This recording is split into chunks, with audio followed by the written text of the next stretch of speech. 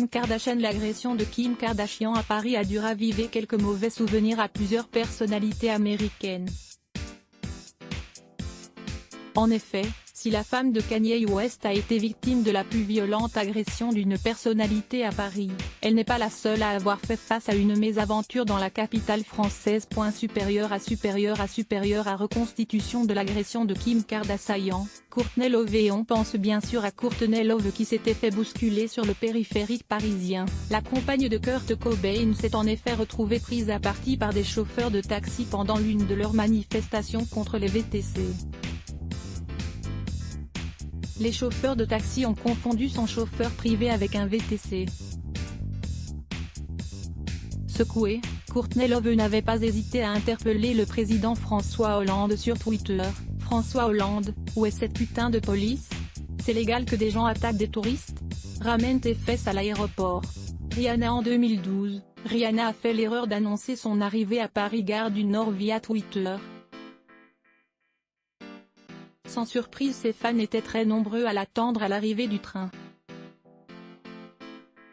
Les services d'ordre ont eu du mal à gérer cet afflux de fans et la star a été pas mal bousculée. Elle aussi s'est plaint sur Twitter: les Français sont des putains de tarés. Merde, vous êtes incontrôlable à Paris.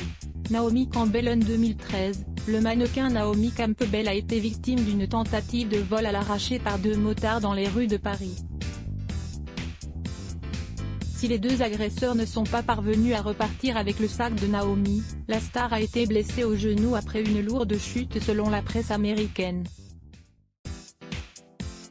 La presse française, elle, expliquait à l'époque qu'elle avait pu repartir aux États-Unis sur ses deux jambes.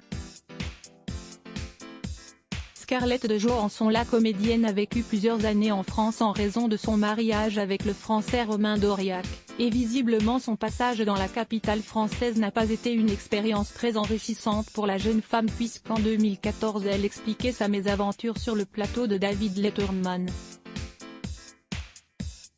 Il fut un temps où je ne croyais pas au mythe selon lequel les Parisiens étaient grossiers. Mais c'était avant de m'installer dans la capitale. Nathalie Portman. Même son de cloche pour Nathalie Portman. Elle aussi a vécu à Paris alors que son mari Benjamin Millepied était le directeur artistique de l'Opéra de Paris. Comme Scarlett Johansson, Nathalie Portman n'a pas vraiment apprécié son passage à Paris. Après avoir expliqué qu'elle ne se sentait pas en sécurité parce qu'elle est juive, elle a expliqué au Guardian que les Français étaient toujours dans le jugement. Les Français sont dans le jugement, en tout cas à Paris, à propos de votre façon d'être mais aussi de ce que vous portez. Supérieur à Nathalie Portman critique la France chez Jimmy Kimmel, M. Lire aussi Adblock Test, why?